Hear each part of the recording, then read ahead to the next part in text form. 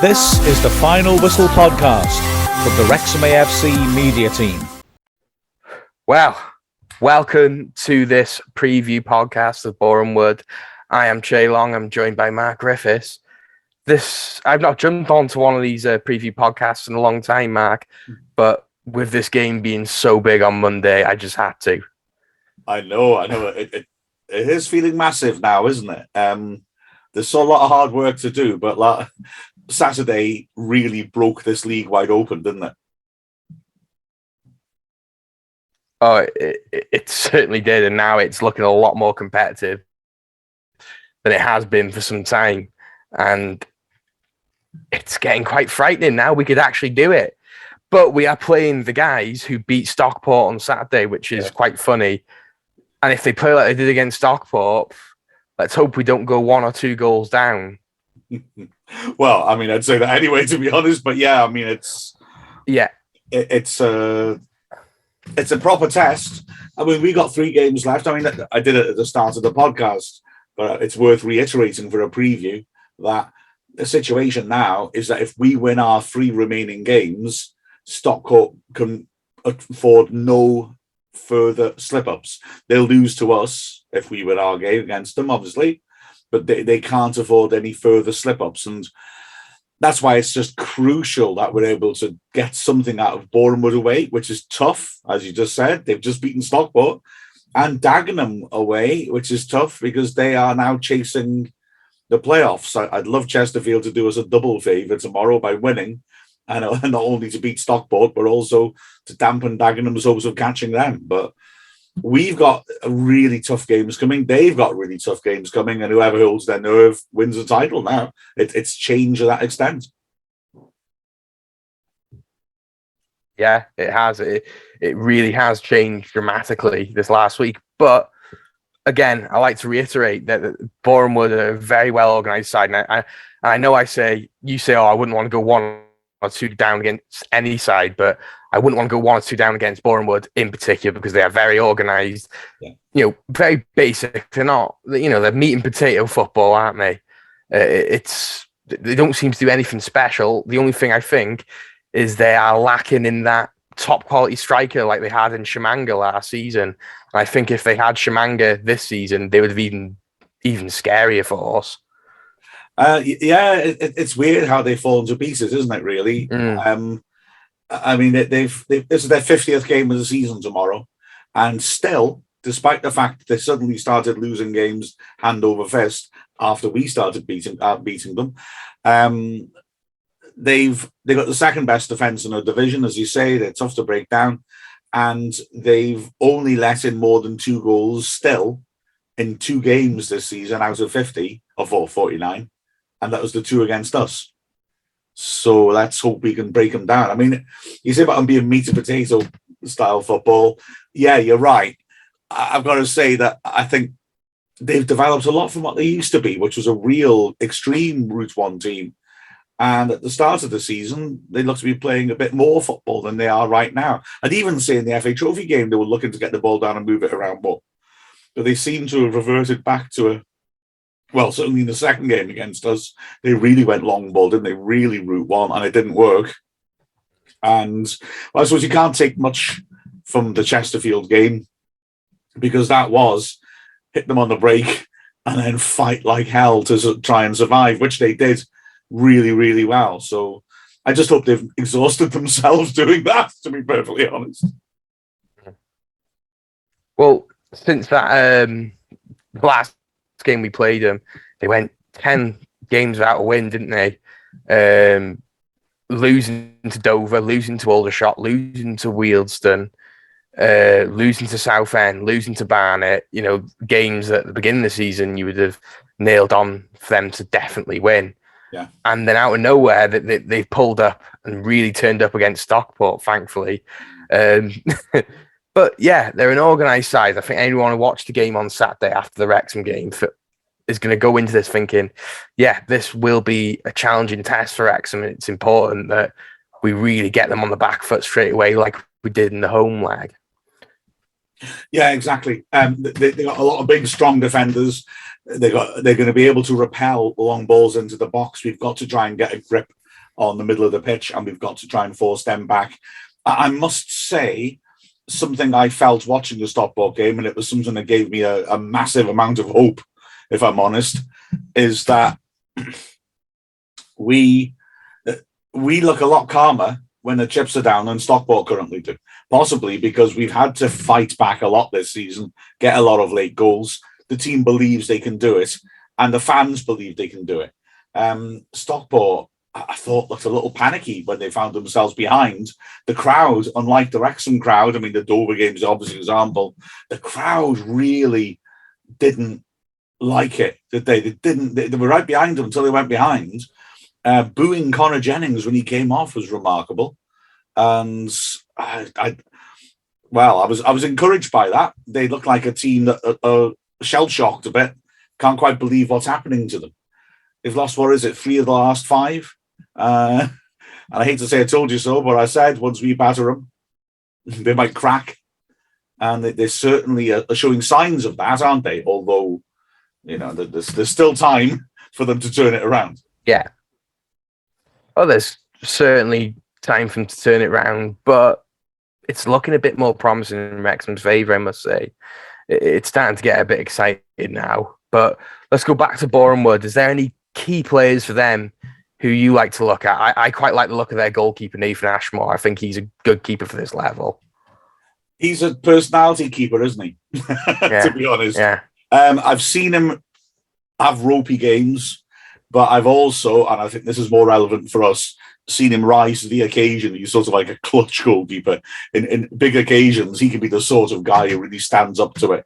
I get the feeling he's the sort of fella who, and I'm not saying this critically, I'm saying this admiringly, quite likes to deny the other side when they're big. This idea of being motivated by playing for the Giant colours. So I remember him playing in that mad game at Ebbsfleet where they didn't warm up, and he really wasn't great at all. But I also remember him having a lot of games where his shot stopping can be second to none.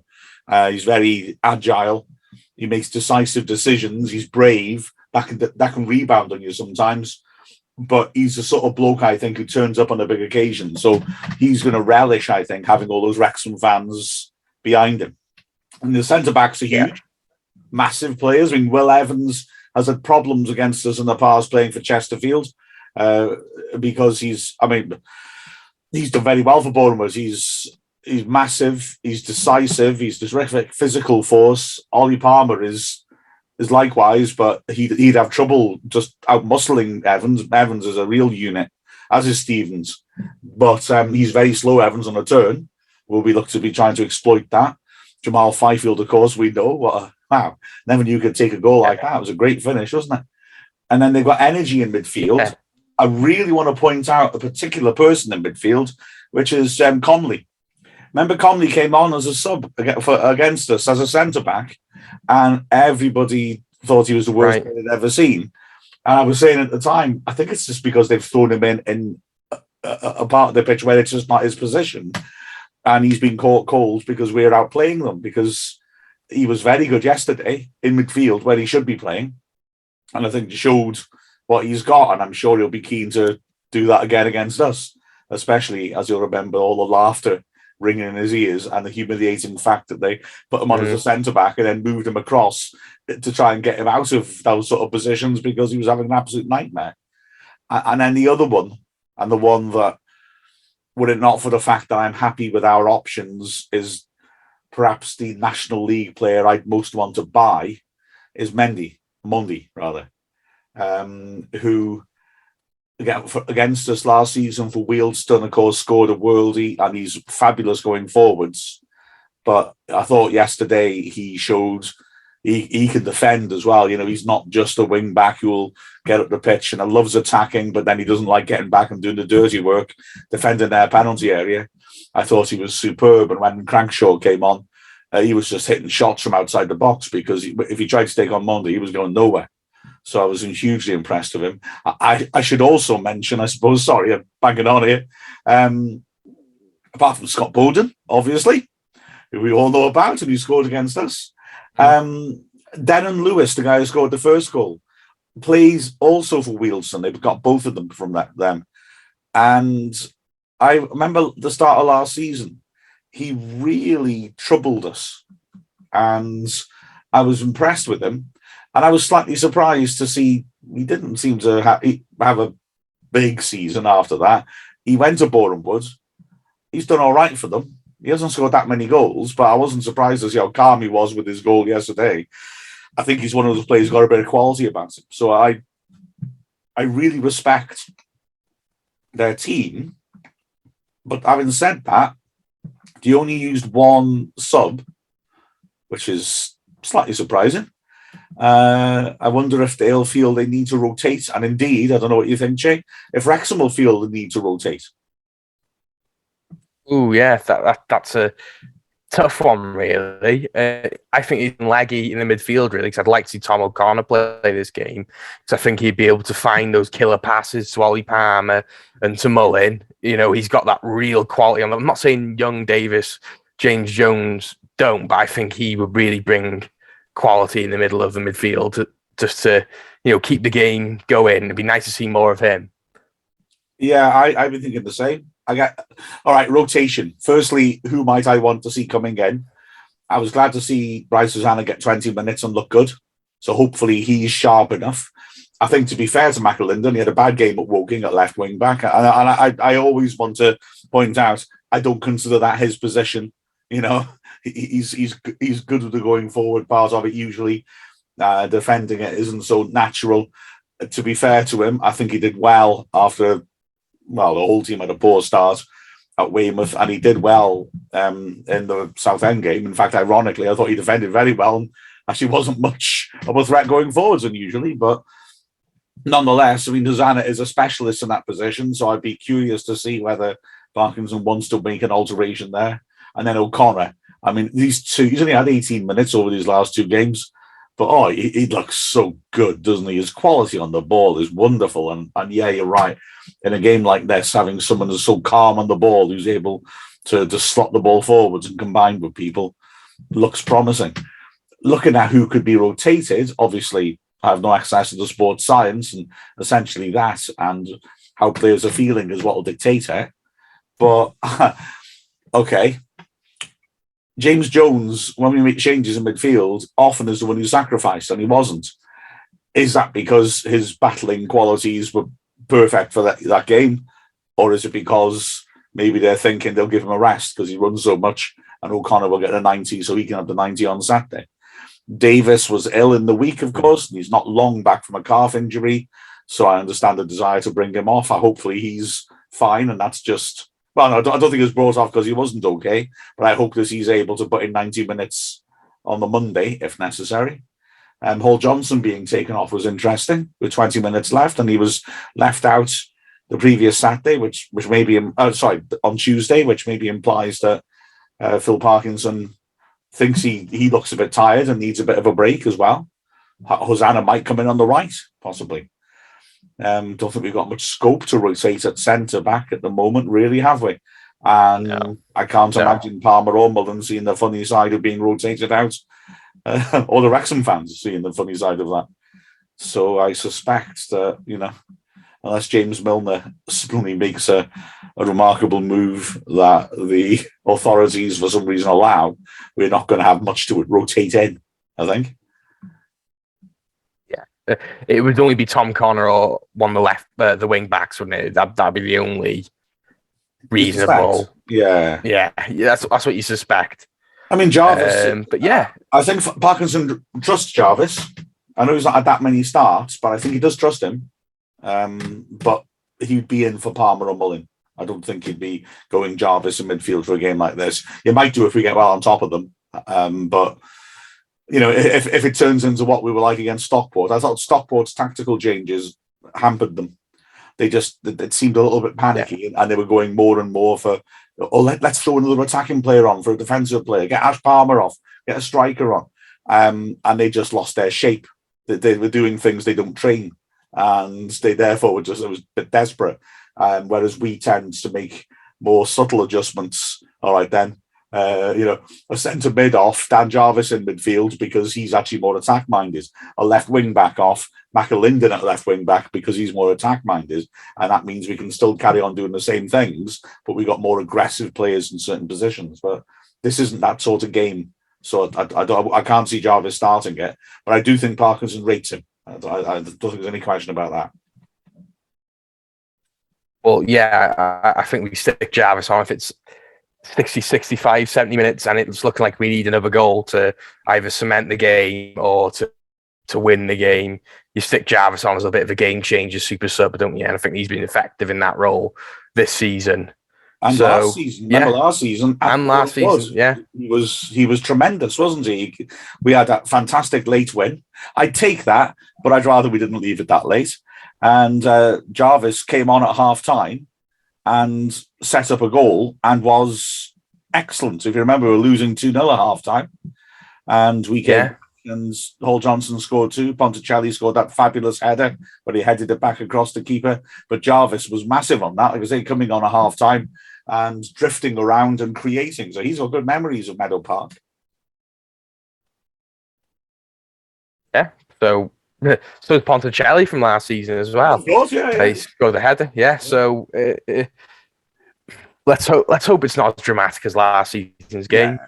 Let's hope it's more like the home game this season where we are just completely battering them from pillar to post. I think if you go 1-0 down against a side like Boreham Wood, it could be a real task to get back into it. So my analysis would be get at them, try and get a goal as early as possible, but not panic like Stockport did.